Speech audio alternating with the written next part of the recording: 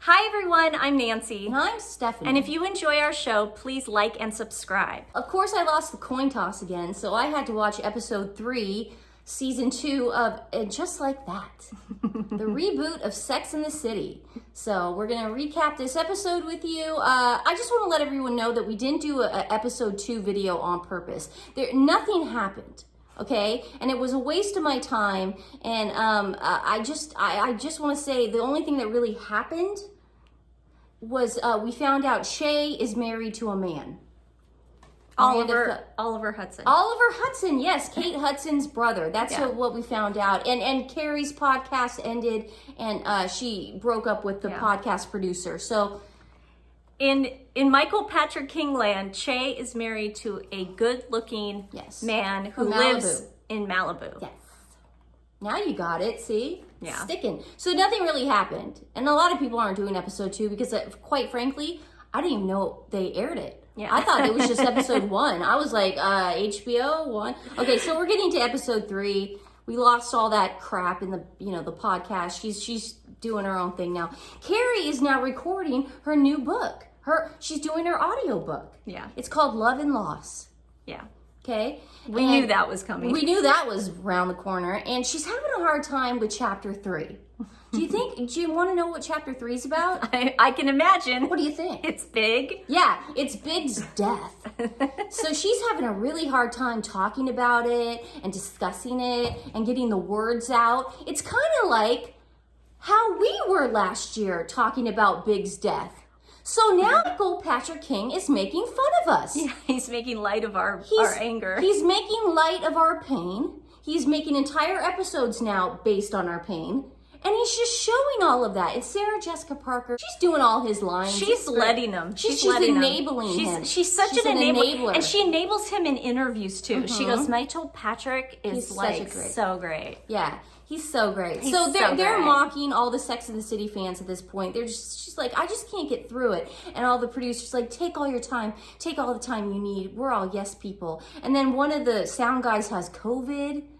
Okay, and then she's like not trying, she's holding her breath next to him and making fun of it. It's weird, man. I'm not making any of this up. I just want to do a disclaimer. I want to say a disclaimer. No, but was there a disclaimer before the episode? Recapping Michael Patrick King's episode that he wrote.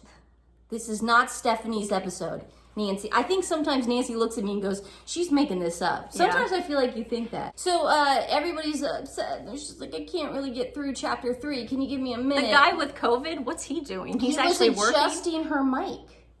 In front of her? But he had a mask on. He had a mask on. Okay. He had 2 masks on, actually. They double masked him. He double masked. Yeah. She's upset and she leaves the studio because they got 5 more days of this, dude. 5 more days of her reading this. It doesn't take 1 day to read a book. It takes 5 days. Yeah. And so she's walking down the street and she runs into Mitzi, Nathan Lane's widow. Yeah. Because Nathan Lane passed away. So Mitzi talks about Nathan Lane dying, and then Carrie talks about Big dying, and Mitzi's like, just be positive, just get a facelift or get some Botox, with Botox you can always be smiling. And she says really inappropriate things, and then Carrie's like, you know what, Mitzi, you're right. And then that is a completely pointless scene, and then Carrie goes to buy shoes because that's the only thing that makes her feel better. She buys shoes and then goes home, and she's trying on the shoes, but then something clicks. It's like a light bulb. She's like, I know how to get out of 5 days of reading my transcripts about Big. I'm gonna tell everyone I have COVID. Where did Michael Patrick King get that idea? He's a genius. Wow, no one's ever thought about doing that. Yeah, so everyone feels sorry for her. Charlotte wants to send her soup.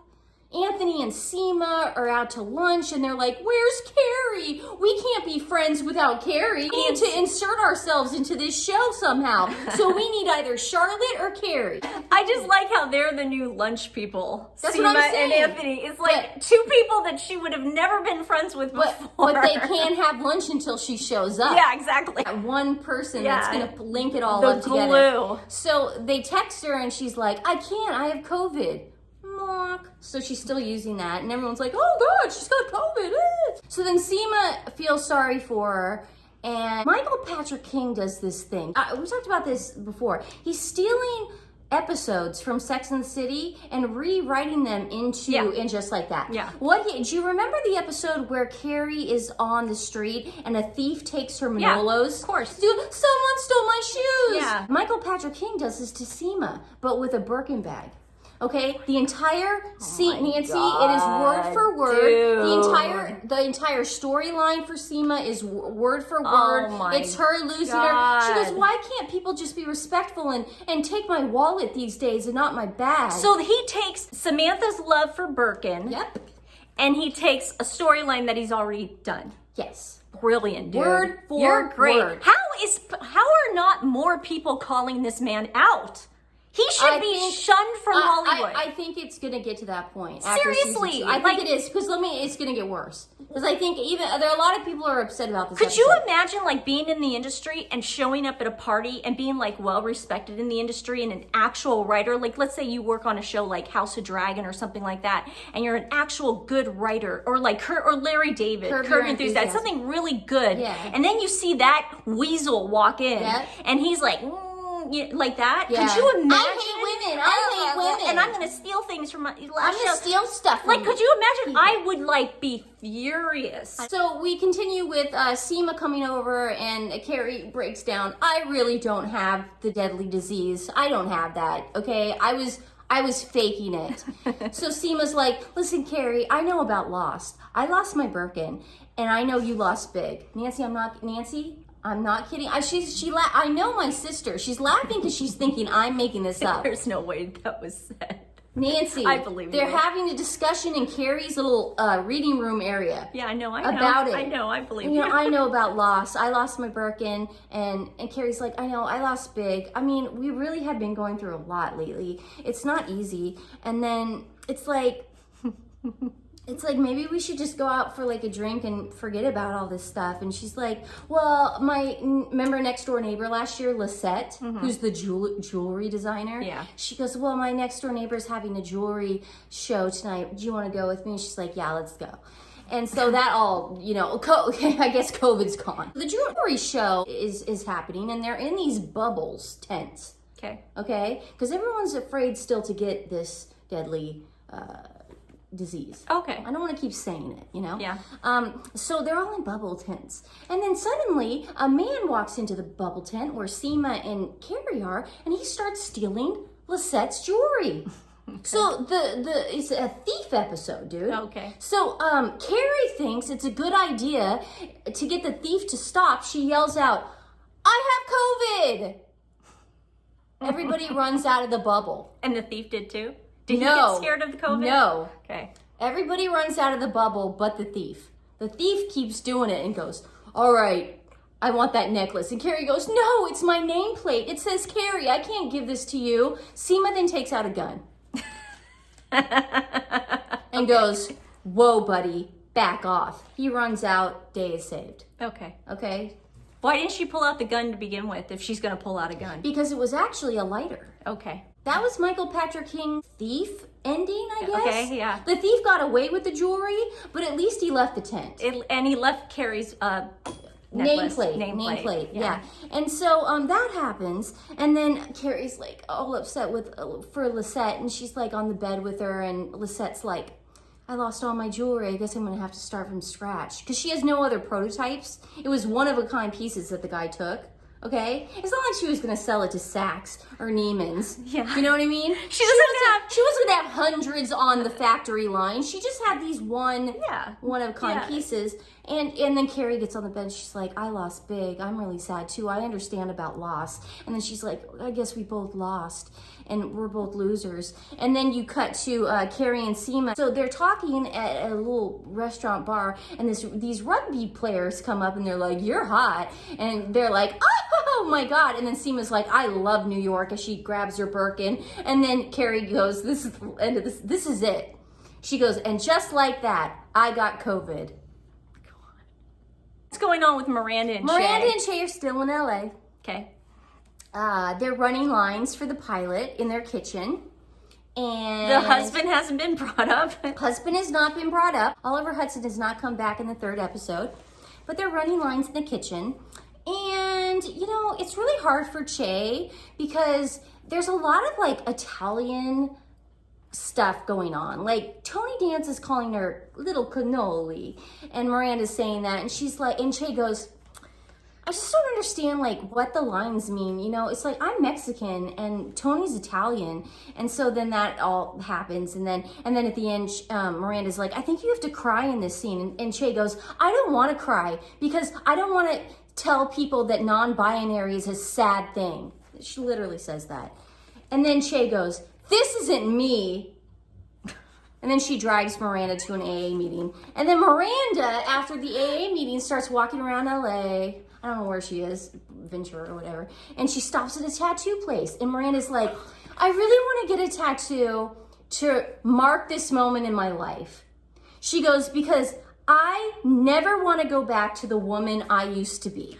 That's who you want to go back to, Miranda. She never wants You're to go a psycho back now. to be a mother, a wife, a lawyer, a homeowner. A functioning adult. A woman who could go to a bar and have a couple martinis with some friends. She doesn't want to ever go back to that life. So she says, I want to get a tattoo. And you know what I think I want to get a tattoo of? A robot. Maybe like the Jetsons robot. Rosie? The maid? Yeah, because she was acting like a robot when she was a wife and a mother and a lawyer and blah, blah, blah, blah. Yeah, so she wants to get a tattoo. We don't know if she does yet. You know how many guys she used to sleep with? Oh, like it was one night great. stand? What about, remember Blair? Great. Remember when she had her sights set on the doctor for the Knicks and she just got him? That's power. She power. dated the cop who helped Sherry with the Manolos, the shoes, you know? So it's all, you know, whatever. So she wants to get a tattoo, but she doesn't get one because she chickens out. And she wants to be that person. Miranda's a coward? Yeah. What? So then Che's doing the pilot and Miranda comes. She's in the audience because she wants to be a very good girlfriend.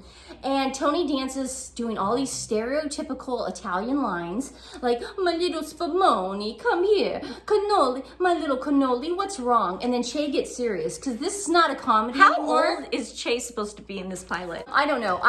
Probably in the late 30s, early 40s. So they're I don't supposed to be know. playing their age in real life. In real life, Okay. yeah. So, my little spumoni, my little cannoli, come here, what's wrong? And then Che wants to turn this into a drama for some reason. This is no longer a comedy. This is no longer a Tony Danza extraordinary situation comedy. So I just want you to accept me for being non-binary, Dad. That's all I care about. You know, you don't have to call me cannoli. I don't need you to call me a cannoli. I need you to call me what I am. And I don't think Tony Danza exactly knows what Che is at this point. I think that's where we're going with that or something. And then, so while this is going on and Che's having this breakdown to Tony Danza on the set, Miranda's phone goes off. The whole scene gets ruined and everyone's mad. And the producer of the show looks over at Miranda and goes, do you see what you did? You ruined it. You ruined the whole scene. And Miranda's like, why can't you guys just do it again? And the producer looks over at Che and goes, Che's not an actor. Che's a stand-up. Che can't act. That was hard getting that out of her the first time. Them the first time. So, by the way, in the audience, some people were calling her too. And they were like, calling them her. Yeah, them her, sorry. Oh, that's hard.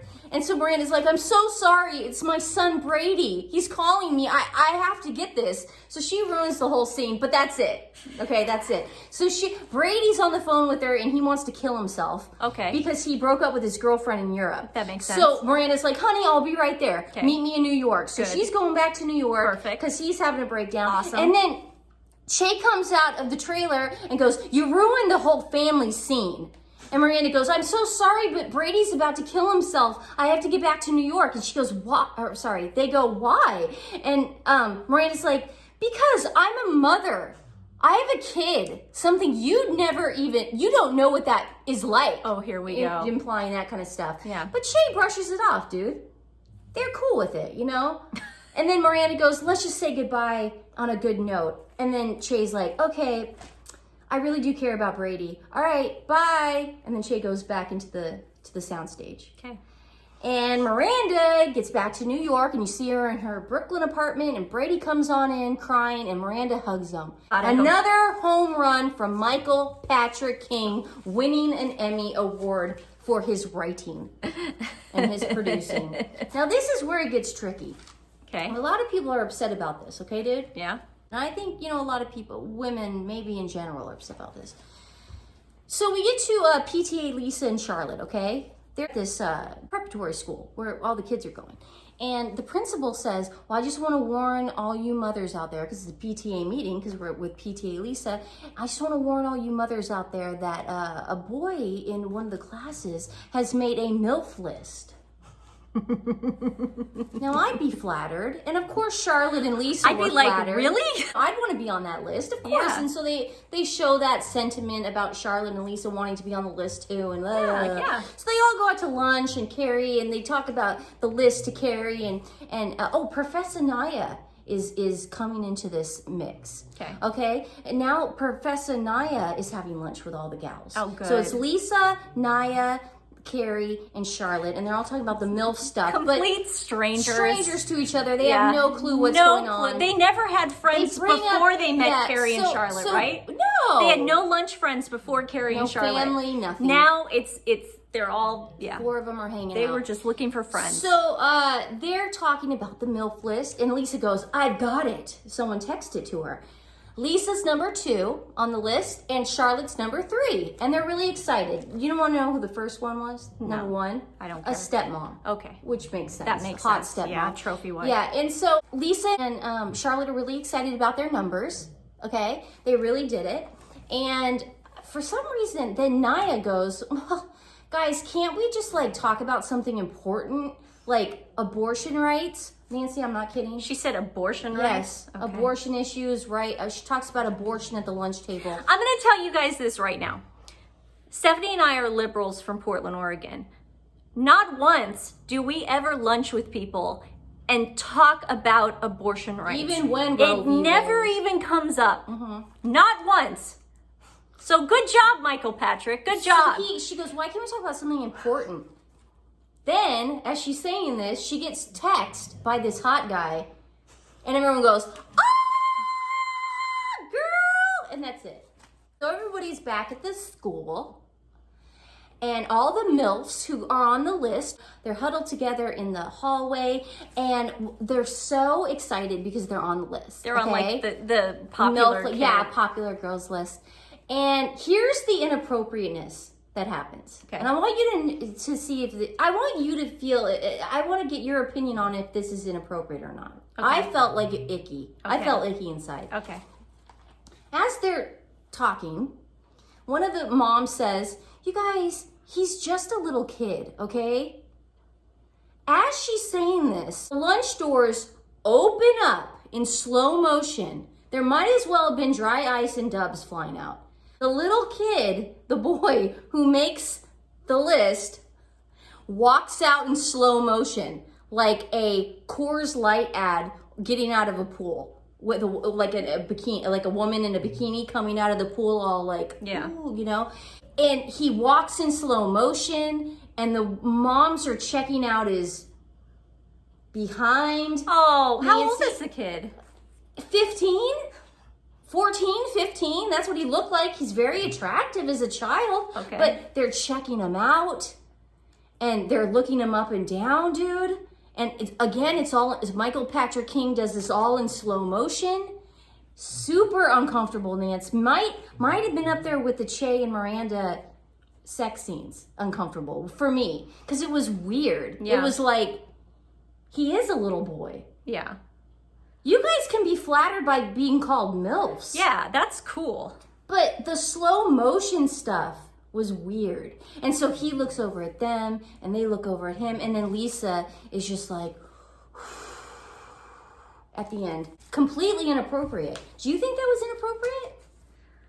What do you think? I think it's freaking weird, man. Nancy doesn't really let things like that. That wouldn't bug Nancy. Nancy go, I'd be flattered. No, I'd be flattered, but I don't think Michael Patrick King needed to do the slow motion and the sexy scene of it. I think it was very inappropriate. I mean, maybe we need, not only the class action lawsuit against pain and suffering, I think maybe this man does need to be put in prison for what he's done.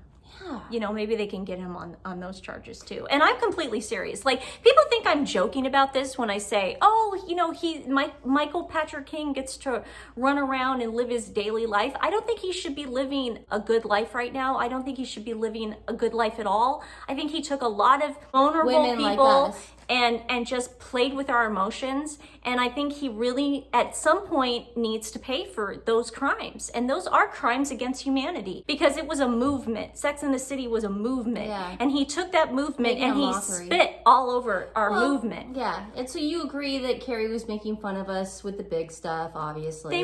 They were taking our feelings and our and making fun of pain Yeah. that we still feel to this day. Yeah. I didn't need to hear it again. And I also don't need to hear it again. Yeah, and to this day, I don't appreciate the way they treated Chris Noth. Because the way they said, well, there's no evidence, but, you know, we have to believe the woman. Nancy, but this is my question to you. Michael Patrick King made that decision to get rid of Big, and he wiped him out of the series because of him. Chris Noth and the allegations against him. I'll say allegations. Yeah.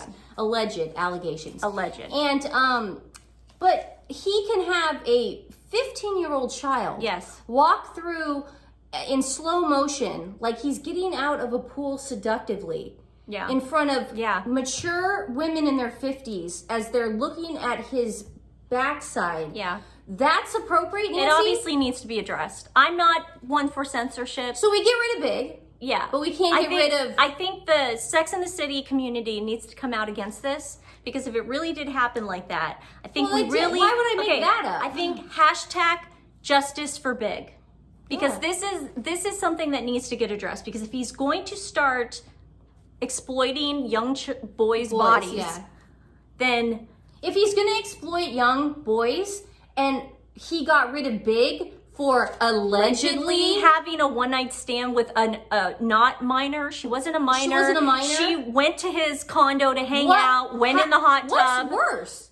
Come on, guys.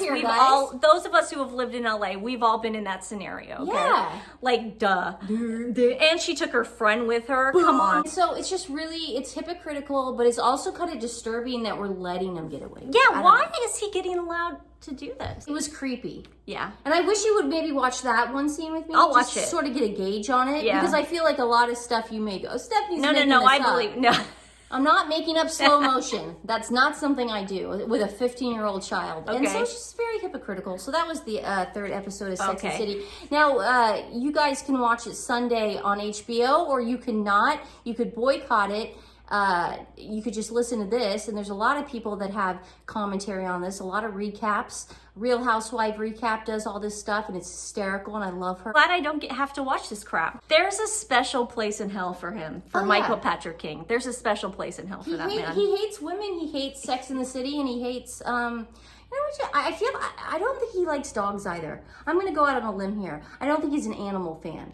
You know those type of people? Yeah, so I'm allegedly. Yeah. Last time for our dog rescues, I put a bunch of rescues in the southern part of the United States because they really need our help right now. They still need our help right now. This weekend's going to be a nightmare as far as heat. So I'm going to put some rescues in the great state of Nevada because I put some from Arkansas and Florida and Louisiana and Texas, but I'll do some from Nevada because it's going to be super hot there and too. I just want to let everyone know too, of 4th of July, everyone's going to be doing fireworks this weekend. It doesn't matter the 4th of July is on Tuesday, they're going to be starting on Friday. You have to bring your cats, and obviously you're going to bring your dogs in, but cats tend to roam the neighborhood. People who have cats, bring your cats inside. Yeah. Please, can you just do that? It's going to be a nightmare.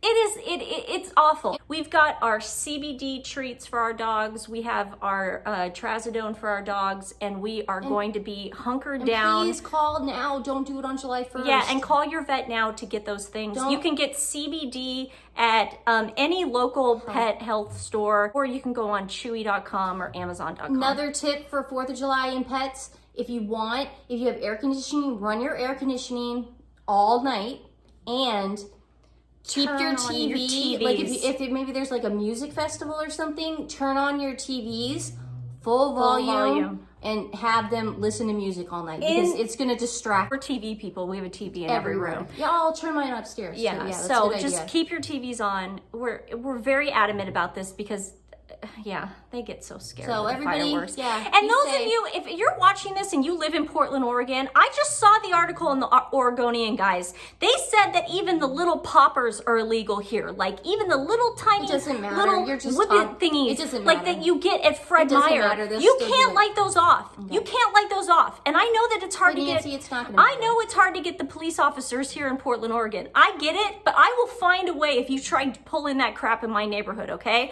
Stay sophisticated. I will call Let's calm the down. police Let's calm down. if I hear a popper go off Well, in this freaking they won't neighborhood. come, though. I will lose I will be one of those women. I'll do it. Canada Day too. You guys freaking do it in Canada too. That's on the 1st. Guys, don't light off any freaking fireworks. Let's just be okay? respectful to our Good pets. Lord. Okay, calm down.